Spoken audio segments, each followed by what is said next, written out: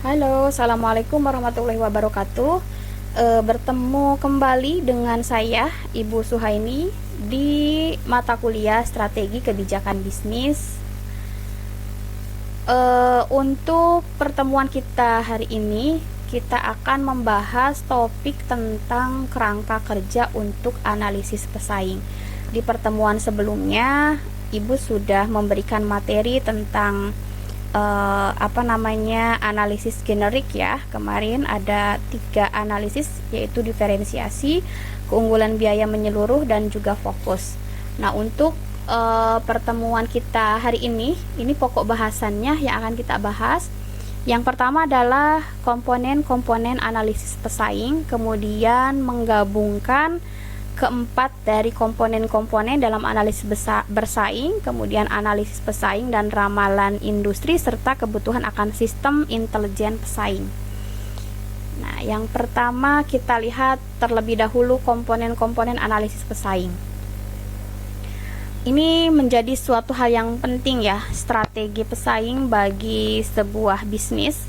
Jadi perusahaan memang menjadi suatu kewajiban untuk memiliki strategi bersaing agar dia bisa mengungguli dibanding dengan perusahaan-perusahaan kompetitor atau pesaing yang lainnya. Nah, kalau kita berbicara terkait dengan strategi bersaing ya, ini tentunya akan mencakup penentuan posisi suatu bisnis ya, atau suatu perusahaan ini untuk memaksimalkan nilai kemampuan yang membuat perusahaan tersebut atau membuat bisnis tersebut itu bisa berbeda dari kompetitor yang lainnya. Nah, maka karenanya aspek yang sangat penting dalam perumusan strategi itu adalah analisis pesaing yang cerdas, yang cerdik seperti itu ya. Di sini ada, kalau kita lihat ada 4 komponen ya. Yang pertama adalah lihat poin tujuan yang akan datang. Nah, ini ya, tujuan yang akan datang di semua jajaran manajemen di dalam dimensi berganda. Kita lihat di penjelasan slide berikutnya. Nah, di sini ada beberapa pertanyaan diagnostik ya. Ini ibarat seperti halnya penyakit ya, harus didiagnosis untuk membantu menentukan tujuan pesaing pada saat ini dan yang akan datang. Nah, oke, sebelumnya sebelum membahas nanti tiap-tiap komponen dari analisis pesaing ya, ini penting untuk menetapkan. Jadi sebelum tadi menganalisis masing-masing komponen, kita terlebih dahulu memang harus menetapkan pesaing mana yang perlu diteliti, pesaing mana yang perlu dianalisis, seperti itu. Nah, jelas semua pesaing yang ada yang penting harus diteliti ya, apalagi perusahaan atau bisnis yang memiliki lini produk yang sama dengan perusahaan kita gitu ya. Namun demikian, selain memang kompetitor yang memang terlihat memang itu menjadi pesaing kita gitu ya, tetapi juga kita harus mengantisipasi atau juga mengkaji ya, meneliti terkait dengan pesaing-pesaing potensial yang mungkin akan tampil juga gitu ya. Kadang kan si perusahaan ya, atau kita fokus kepada pesaing yang terlihat saja gitu ya, tetapi ternyata ada pesaing-pesaing potensial yang ini bisa memungkinkan menjadi kompetitor kita gitu. Maka di sini penting untuk tetap kita peka gitu ya, peka terhadap pesaing-pesaing potensial tadi, seperti itu. Nah, ini jadi penting ya, siapa saja kita harus bisa meramalkan siapa saja yang menjadi pesaing potensial gitu ya, dan hal ini memang menjadi suatu pekerjaan yang tidak mudah gitu ya.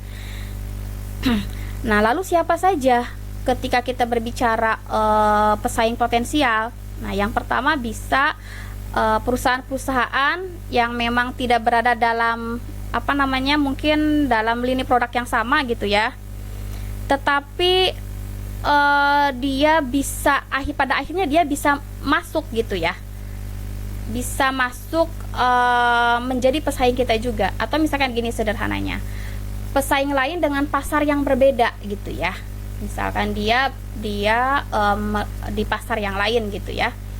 Nah, kemudian ternyata misalnya kalau kita berbicara struktur pasar, kita tahu ya struktur pasar itu ada persaingan sempurna, duopoli, oligopoli dan sebagainya. Nah, dia bermain misalkan di pasar oligopoli dengan banyak penjual. Terus kita bergerak di pasar duopoli seperti itu ya, yang memang hanya dikuasai sekitar hanya hitungan jari ya, hanya dua perusahaan, yang memiliki perusahaan gitu ya, tidak sebanyak di oligopoli. Nah, ternyata si perusahaan tadi itu ternyata bisa masuk menembus pasar duopoli gitu ya. Dia berhasil untuk menghilangkan hambatan-hambatan masuk ke pasar duopoli tadi. Nah, ini berarti bisa menjadi ya tambahan pesaing gitu ya. Meskipun awalnya kita tidak begitu bisa merasakan kehadiran dari pesaing tersebut gitu, tetapi ternyata next ke depannya itu ternyata dia menjadi pesaing kita. Nah, biasanya di sini kayak perusahaan-perusahaan yang di merger, yang diakuisisi gitu ya, itu mungkin terjadi menjadi pesaing potensi kita, karena biasanya perusahaan yang di merger ya, yang mendapatkan merger atau akuisisi itu dapat dengan cepat gitu ya mendorong pesaing yang lemah menjadi menonjol gitu ya, ataupun memperkuat pesaing yang memang sudah kuat gitu ya gitu. Nah, ini meramalkan perusahaan yang akan berakuisisi ya, sama caranya dengan meramalkan pendatang baru yang potensial seperti itu ya. Jadi kita harus mengetahui dulu siapa sih sebenarnya pesaing kita, baik itu pesaing yang real yang memang kelihatan dan juga pesaing potensial. Nah, kembali lagi ke diagnostik ya. Nah, ini jadi perlu didiagnosis ya mengenai tujuan-tujuan pesaing gitu ya. Dan bagaimana mereka mengukur diri sendiri terhadap pencapaian tujuan ini. Jadi di sini kita bisa meneliti terkait dengan tujuan dirinya sendiri, kemudian juga tujuan dari perusahaannya, karena biasanya akan berpengaruh ya terhadap tujuan dari perusahaan. Nah, ini menjadi komponen pertama dari analisis pesaing, penting ya karena berbagai alasan. Kemudian pengetahuan mengenai tujuan akan memungkinkan prediksi mengenai apakah setiap pesaing ini sudah puas dengan posisi mereka gitu ya. Mereka puas dengan hasil keuangannya gitu ya, dan karenanya seberapa jauh kemungkinan pesaing akan mengubah strategi dan juga kegiatan perusahaannya untuk bereaksi terhadap kejadian luar gitu ya, misalnya dari siklus bisnis atau terhadap gerak-gerik perusahaan lain. Nah, ini ya misalkan jadi dia sudah memposisikan seperti apa gitu ya, apakah dia sudah merasa puas dengan posisinya sekarang, kemudian juga dia sudah merasa puas dengan kondisi keuangannya gitu ya. Kemudian juga kita di sini ada 11 pertanyaan diagnostik ya. Nah, yang kedua yang tadi ya, yang pertama terkait dengan keuangan, yang kedua bagaimana sikap pesaing terhadap risiko, kemudian apakah pesaing mempunyai nilai-nilai atau keyakinan organisasi yang bersifat ekonomis atau bukan ekonomis, kemudian dilihat dari struktur organisasinya seperti apa ya yang dimiliki oleh pesaing, apakah dia memiliki kekuatan manajemen dan sebagainya gitu ya. Kemudian yang kelima, bagaimana sistem pengendalian dan insentif yang berlaku. Yang keenam, sistem dan konversi akuntansi ya. Kemudian yang ketujuh, manajernya seperti apa. Yang kedelapan, kebulatan suara. Nah, ini di jajaran manajemen ini juga bisa menjadi hal yang penting ya, karena kalau tidak ada satu kesatuan suara dalam jajaran manajemen ini biasanya mudah goncang gitu kan, gitu, karena biasanya ada pertentangan ataupun ada konflik internal di perusahaan yang nanti akan berdampak terhadap kinerja dari perusahaan gitu ya. Kemudian yang ke-9 juga ini mempengaruhi ya bagaimana komposisi dari dewan komisarisnya. Yang ke-10, apa saja komitmen kontraktual yang dapat membatasi alternatif, dan yang ke-11 hambatan-hambatan peraturan baik dari pemerintah atau sosial atas perilaku dari perusahaannya. Nah, di sini ya walaupun paling sering ya seorang berpikir tentang terkait misalnya kalau saya ambil contoh dari tujuan keuangan gitu ya. Nah, di sini diagnosis yang mendalam mengenai tujuan pesaing biasanya akan meliputi banyak lain faktor kualitatif ya. Misalnya apa saja? Target dalam bentuk kepemimpinan pasar, kemudian juga posisi teknologis, karya sosial dan sebagainya. Jadi diagnosis ini ya memang harus dilakukan di berbagai tingkat manajemen gitu ya. Ini terkait dengan tujuan yang akan datang. Kemudian yang selanjutnya adalah komponen yang kedua terkait dengan asumsi-asumsi ya. Nah, di sini komponen penting yang kedua dalam analisis pesaing adalah mengenai setiap asumsi pesaing yang dikelompokkan dalam dua kategori, yaitu asumsi pesaing tentang dirinya sendiri dan asumsi pesaing tentang industri dan perusahaan lain dalam industri. Seperti halnya di tujuan komponen yang pertama ya, di tujuan yang akan datang, ini pun ada beberapa pertanyaan yang perlu diteliti, yang perlu dianalisis ya, yang ditujukan untuk mengenai pesaing dan juga daerah di mana mereka mungkin tidak akan sepenuhnya realistis ya gitu. Setiap perusahaan beroperasi berdasarkan seperangkat asumsi tentang situasinya sendiri ya, maka nanti akan berdampak terhadap asumsi dari perusahaan lain di dalam industri atau di dalam suatu pasar. Misalkan gini, ketika si perusahaan itu ya memiliki asumsi bahwa dia ini sebagai contoh sederhana saja. Ketika suatu perusahaan itu memiliki asumsi diri ya, bahwa dia itu memiliki pelanggan yang loyal gitu ya. Pelanggan yang loyal, namun ternyata pada faktanya kondisi tersebut itu bertolak belakang gitu. Jadi ketika asumsi yang dimiliki oleh perusahaan tersebut meleset gitu ya, sehingga itu dia memiliki strategi ataupun kebijakan yang dilakukan oleh perusahaannya ya. Ketika ada pesaing misalkan dengan melakukan strategi, melakukan manuver nih, misalkan dengan menurunkan harga, si perusahaan ini karena tadi memiliki asumsi bahwa dia memiliki pelanggan yang loyal, akhirnya tidak akan berpengaruh kan gitu ya.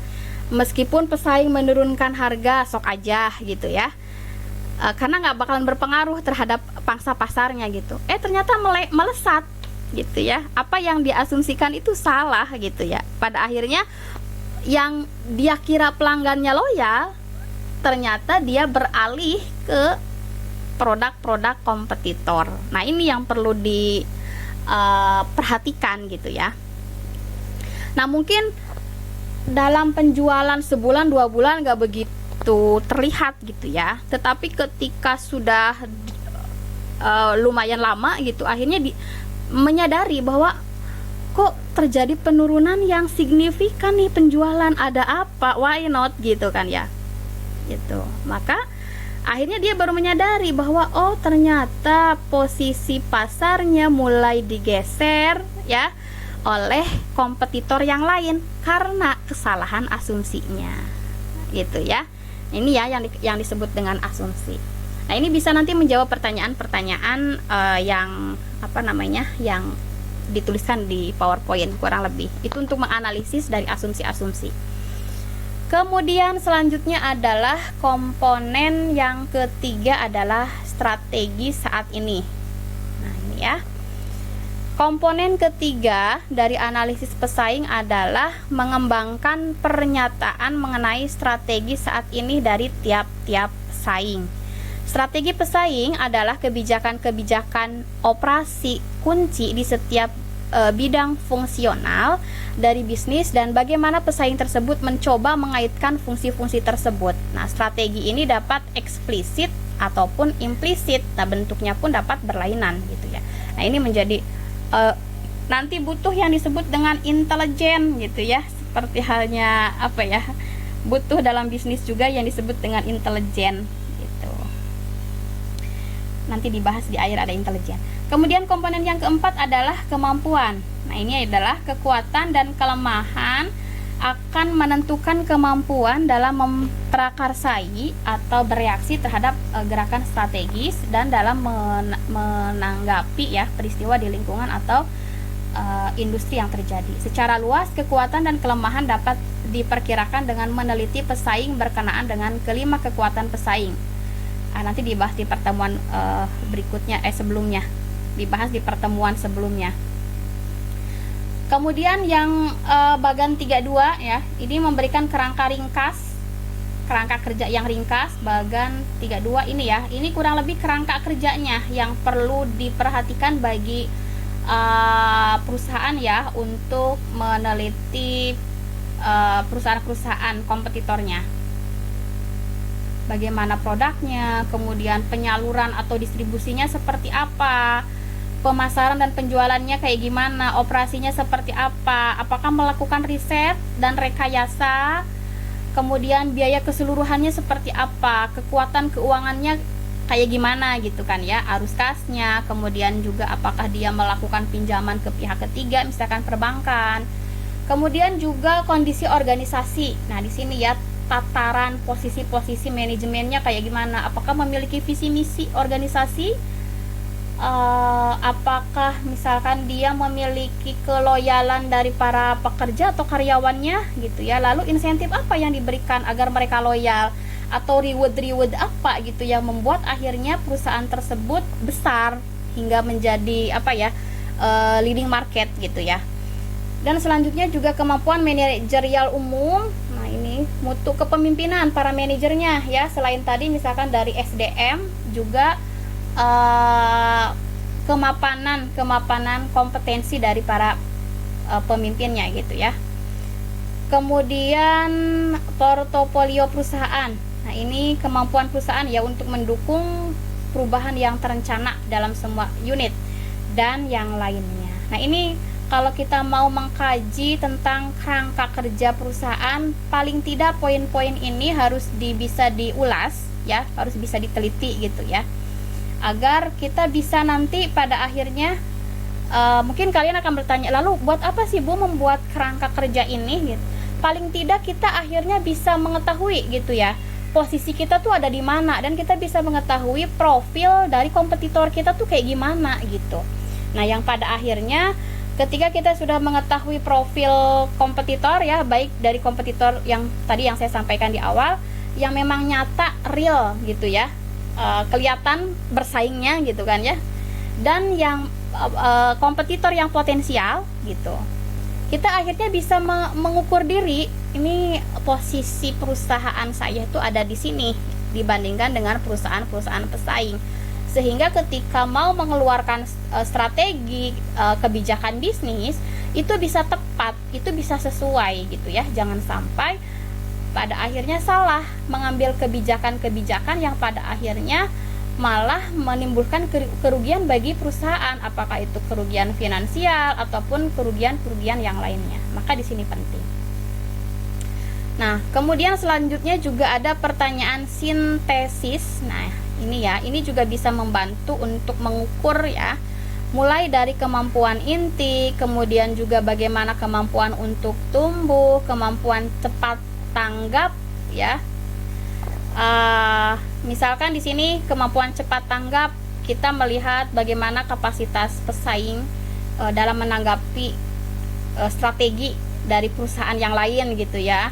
Kemudian apakah dia langsung bersifat melancarkan serangan dengan segera, atau memang dia tipe yang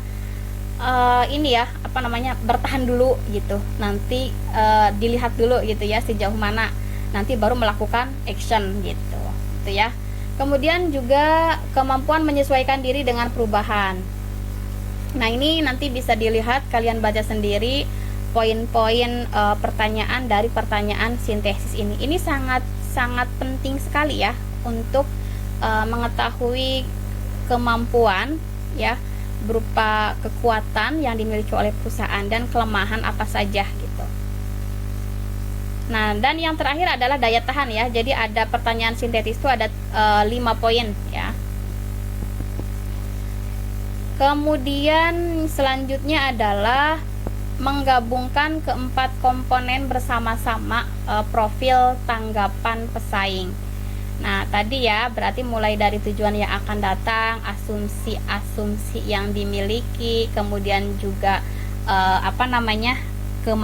strategi saat ini, kemampuan itu di kombinasikan, digabung gitu kan ya. Maka nanti akan menimbulkan gerakan ofensif dan gerakan defensif gitu ya. Gerakan ofensif itu biasanya lebih agresif ya, menyerang gitu. Tapi kalau defensif itu lebih memilih untuk bertahan gitu ya. Gitu. Jadi nanti ini fungsinya buat apa? Ya tadi untuk menentukan ini gerakan-gerakan yang bisa kita lakukan gitu ya. Seperti halnya para pesaing tadi, ketika melihat adanya perubahan strategi dari perusahaan lawan, apakah akan dengan segera kita melakukan serangan secara segera atau tadi menahan dulu gitu ya. Melihat dulu nih bagaimana trennya nih, misalkan sebulan, 2 bulan, lihat dulu trennya, jangan langsung bereaksi gitu kan ya. Karena bisa jadi ketika langsung bereaksi ternyata salah dalam mengambil langkah gitu ya.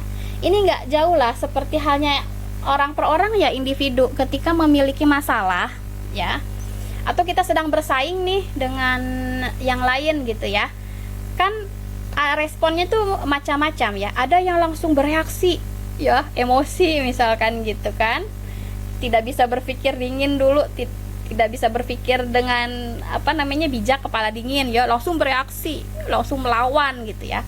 Tapi juga ada tipe orang yang oke, tenang dulu gitu kan ya, tenang dulu, kemudian nanti setelah kita dalami dulu aja, kita lihat dulu aja kan gitu ya, nanti baru kita menentukan langkah apa yang akan kita lakukan kan gitu ya kan.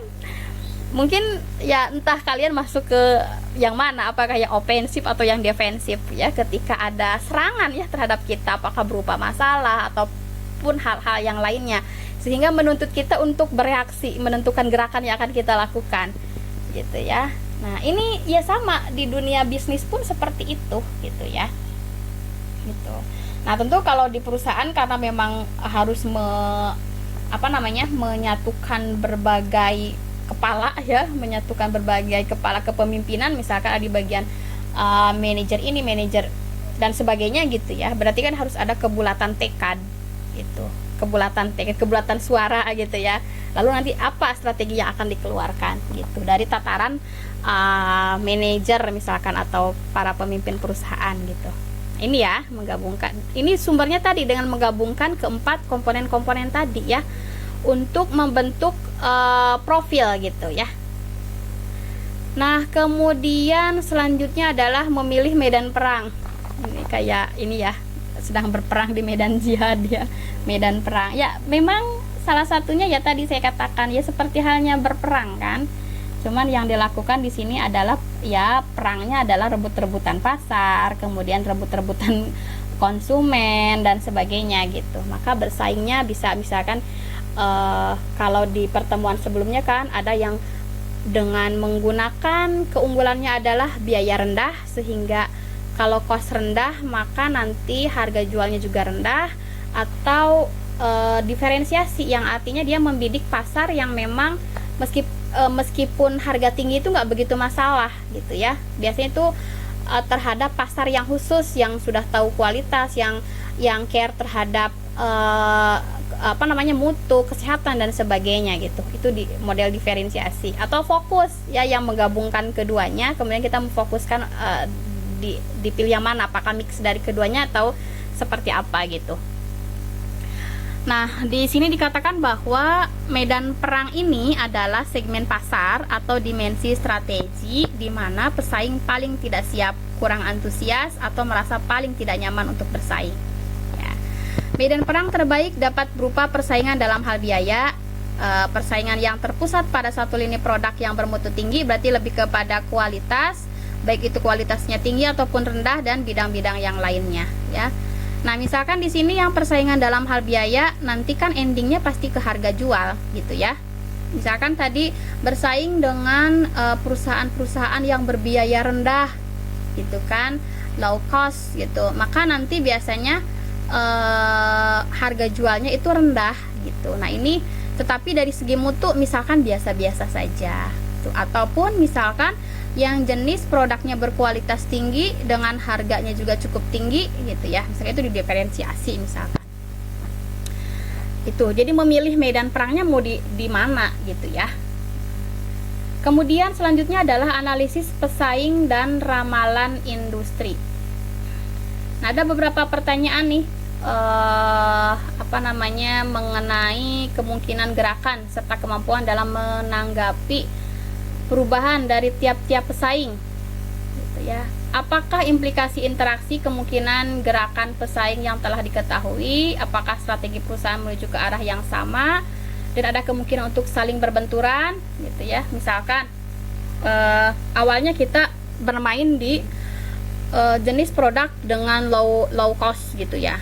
Nah, kemudian kita merasa kita nggak begitu memiliki pesaing ya, karena yang lain bermainnya di kualitas gitu ya, di mutu gitu. Ternyata ada misalkan perusahaan tersebut malah melakukan strategi sama dengan kita gitu ya, sama dengan perusahaan yang kita miliki, yaitu dengan misalkan bermain di harga rendah misalkan gitu. Nah, ini berarti perlu kita antisipasi gitu ya. Berarti nanti akan akan menjadi pesaing ketat karena sama-sama dia menjual dengan harga yang murah gitu. Dan seterusnya ya. Nah, ini adalah analisis pesaing dan ramalan industri. Nah, kemudian selanjutnya adalah kebutuhan akan sistem intelijen pesaing ya. Lagi perang maka butuh yang namanya intelijen gitu.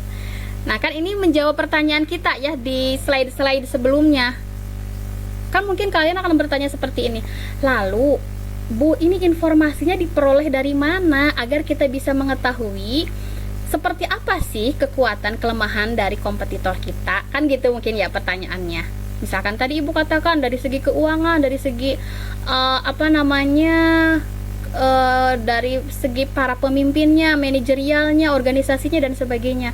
Lalu info itu diperoleh dari mana, Bu? Kan gitu mungkin ya. Nah, disinilah perlu adanya perusahaan memiliki sistem intelijen gitu ya. Nah, karena apa? Kenapa membutuhkan sistem intelijen? Ya tadi karena kita membutuhkan informasi ya, kemudian juga membutuhkan banyak data ya. Dari mana sumbernya? Nah, ini sebagai nanti misalkan kalian menjadi intelijen bagi suatu perusahaan gitu ya. Kita mencari tahu nih bagaimana kelemahan kelebihan dari perusahaan kompetitor kita. Nah, yang pertama bisa berasal dari laporan yang disebarluaskan. Biasanya kan ada ya, ada misalkan laporan keuangan yang memang bisa dimuat dipublish, dipublikasikan gitu. Nah, kita bisa melihat dari sana. Atau yang kedua dari presentasi oleh manajemen pesaing di hadapan para analisis saham. Nah, ini bisa kita lihat. Kemudian dari pers bisnis ya, ini juga kan menjadi konsumsi publik kan, disiarkan gitu ya. Wiraniaga misalkan banyak tuh terkait dengan kayak majalah-majalah yang membahas seputar dari bisnis ya gitu. Kemudian dari pelanggan atau pemasok perusahaan yang mengenal pesaing. Bisa kita mengorek-ngorek informasi atau data-data dari para pelanggan gitu ya. Misalkan ya si kompetitor kita memiliki misalkan kontrak kerjasama dengan pelanggan A. Nah, kita bisa mengulik, mencari informasi itu dari si pelanggan tadi gitu ya. Gimana pelayanannya misalkan, kalau membeli dengan sekian berapa gitu ya, bagaimana sikap dari perusahaannya dan sebagainya kan gitu ya. Kita bisa mengorek di sana. Ataupun dari pemasok terhadap perusahaan pesaing juga kita bisa mengorek di sana ya gitu. Kemudian selanjutnya bisa berasal dari inspeksi terhadap produk pesaing ya. Kita melakukan inspeksi gitu ya terhadap produk pesaing kita, itu juga bisa. Taksiran oleh staf rekayasa perusahaan. Ada rekayasa, staf rekayasa ya. Jadi memang dikhususkan untuk diutus gitu ya, untuk mengetahui bagaimana sepak terjangnya gitu. Nah, ini ya, memata-matai ya, untuk memata-matai.